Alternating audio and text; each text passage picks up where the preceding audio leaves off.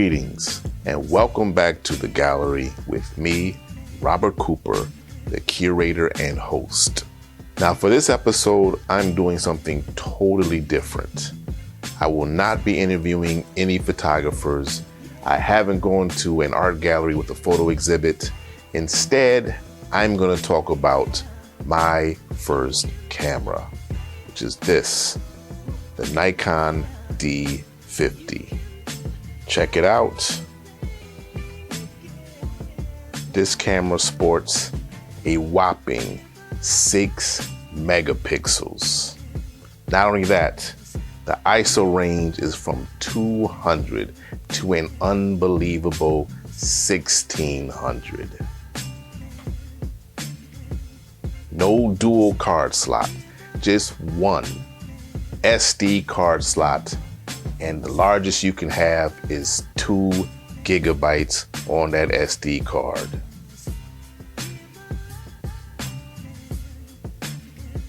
I have had this camera for 15 years, and recently I had the shutter fixed because after a while, these shutters do go bad. So I got a brand new shutter system in place into this camera. After these repairs, I decided, you know what? I'm going to use this camera more often. Now, before I got the shutter fixed, this camera had just been sitting around collecting dust. I can't sell it because if I do, I'd only get $5 for it. And plus, I didn't want to sell it anyways because of the sentimental values of this camera. I mean, how could I get rid of it? It was my first love. This is the camera that introduced me to photography. So naturally, it's hard to part with this camera. After getting the shutter repaired, I decided I was going to use this camera more often. Anytime I was out and about, I was going to use this camera instead of my usual Nikon D750 or my Nikon D800. And I did so for various reasons. The main reason being that every time I look at some of these photo review channels, they're always shouting about what camera you should be using, how this camera has the eye autofocus, or this camera has X amount of megapixels, and how professionals should be shooting with this camera and that camera, blah, blah, blah. The point is, if you are a photographer, if you are a good photographer, you are a good photographer with any camera that you have in your hand. Plus, with 6 megapixels, I don't have to worry about gargantuan file sizes taking forever to load up on my laptop.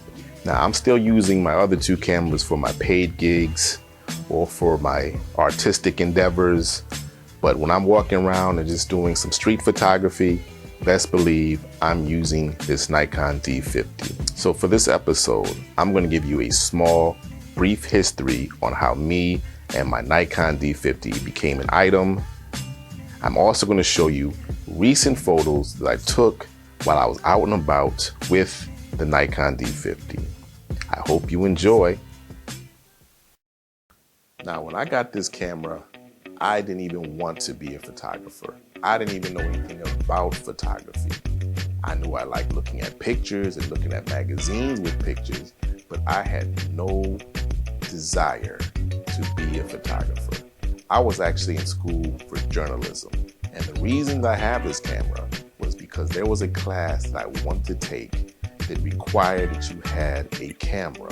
So I spoke to my mother about it, and my mother at the time was a photographer. So she knew more about photography than I did. And she bought me this camera, not knowing this camera would change my life. When I first got this camera, I was scared, I was intimidated. I was like, what in the hell am I supposed to do with this camera?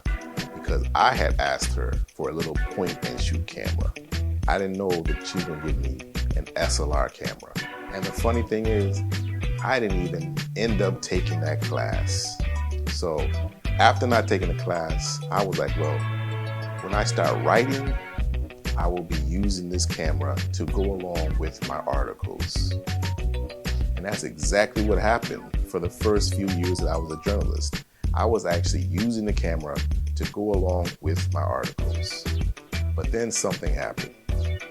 I started taking photos of flowers, taking photos of cityscapes, taking photos of people. And Then I started taking photos at dance hall parties. And from there, my love for photography grew and grew and grew to the point where I was doing more photography than I was doing writing.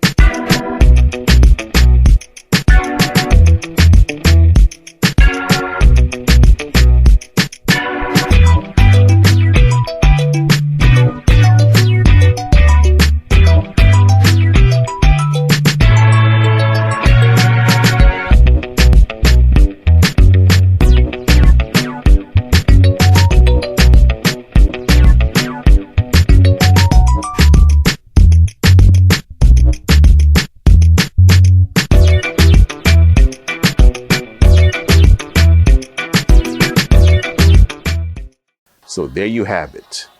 Me and my Nikon D50 reunited, and it feels so goddamn good.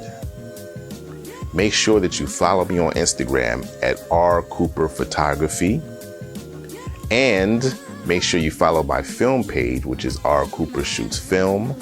And by the way, I will be talking about my film cameras in upcoming episode, so stay tuned for that. And also you can rewatch the gallery on Instagram at R Cooper The Gallery. I thank everybody for tuning in. Make sure that you like, subscribe, and leave comments so that people around the world can also view the gallery. Until next time, bless and love.